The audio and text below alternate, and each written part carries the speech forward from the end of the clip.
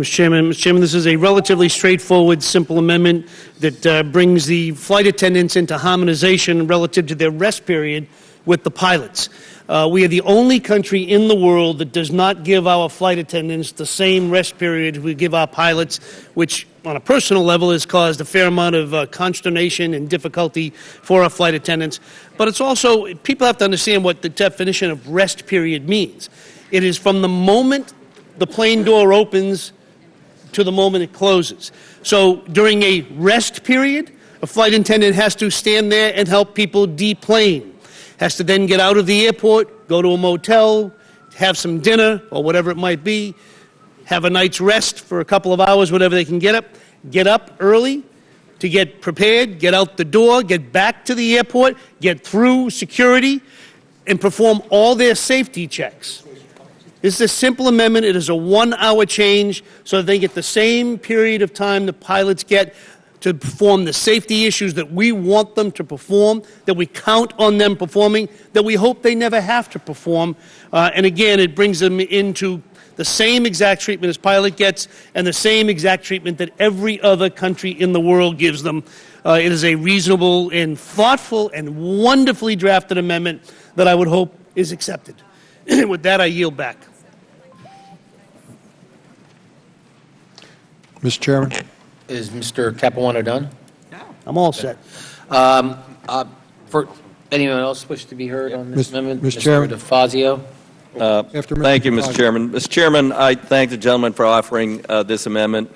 We've learned a heck of a lot about fatigue in the last quarter of a century, but the flight attendants are still bound to a quarter of a century old rule.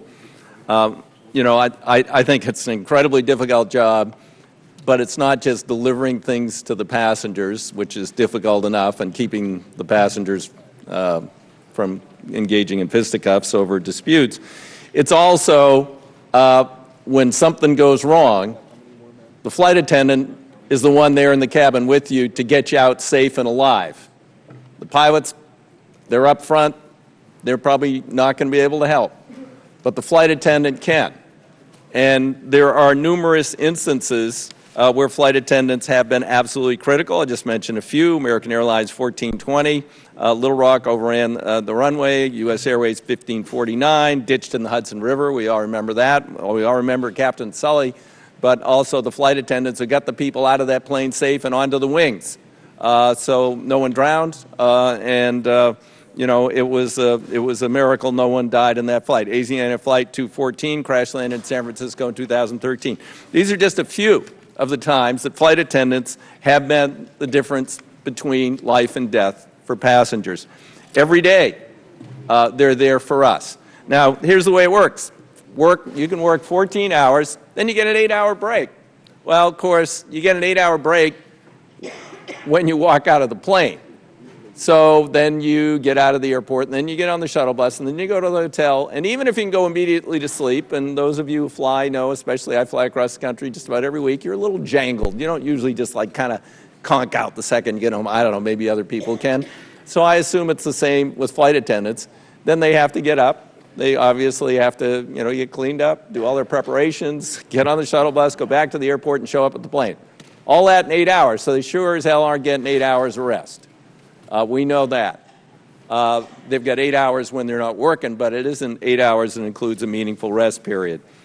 This would move to a 10-hour minimum rest period.